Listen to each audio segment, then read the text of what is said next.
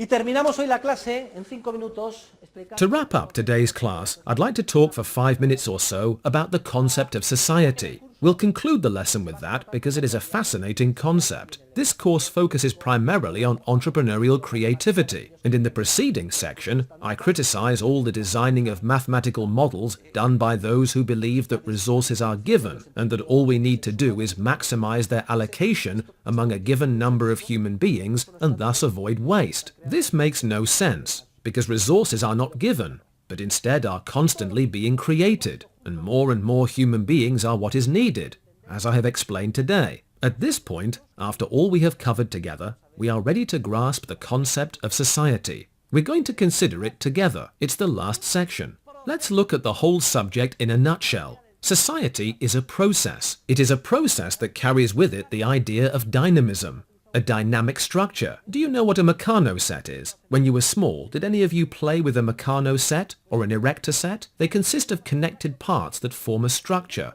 like the structure of a building. Well, the social process is a more abstract concept, and it's difficult for us to visualize because it's like a Meccano structure that moves. That's almost impossible to imagine, but that's what the process is like. A spontaneous, dynamic structure. That is, one that nobody has consciously designed.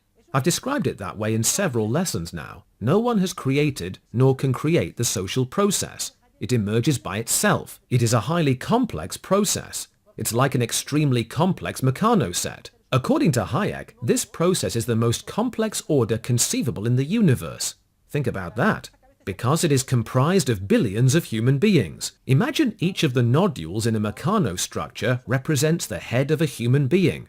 And there are billions of them. What's more, each head is constantly creating things and discovering new ends and means. Each of us is endowed with his or her own objectives, tastes, valuations, and practical knowledge. And furthermore, each of us continually creates these things ex novo. So, I repeat, all of society is a highly complex, spontaneous process.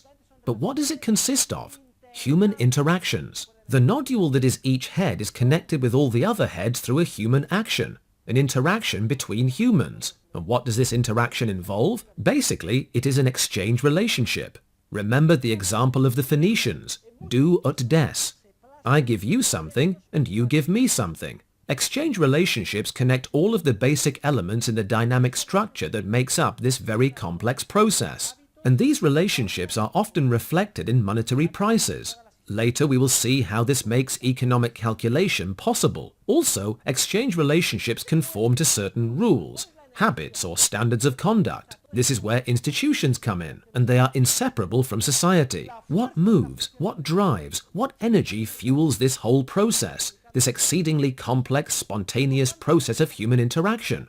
The force of entrepreneurship. The leading role in the economy belongs to this force, and we have been discussing it since the beginning of the course. What does entrepreneurship do?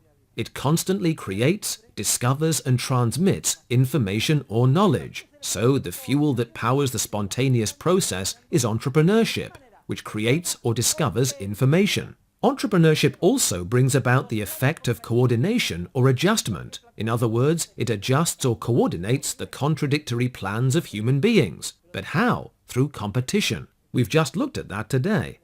Any contradictory plan is discovered, adjusted, and coordinated. Actors compete to make contradictory plans compatible with others. The first person to discover a maladjustment takes advantage of it. Well, what's the point of all this? What's the purpose of this whole spontaneous fuss nobody has created? It emerges on its own. No human being has created it. No human being has the capacity. What's it all for? Well, as scientists, we marvel at it. How amazing! But we don't know what it's for. Let's consider the effect this process has. The underlying purpose of the process may be the effect it produces. And when we analyze the effect, we realize that there is only one. This process multiplies life without limit. Life. The sustenance of more and more human beings, more human lives, lives of ever greater richness. As scientists,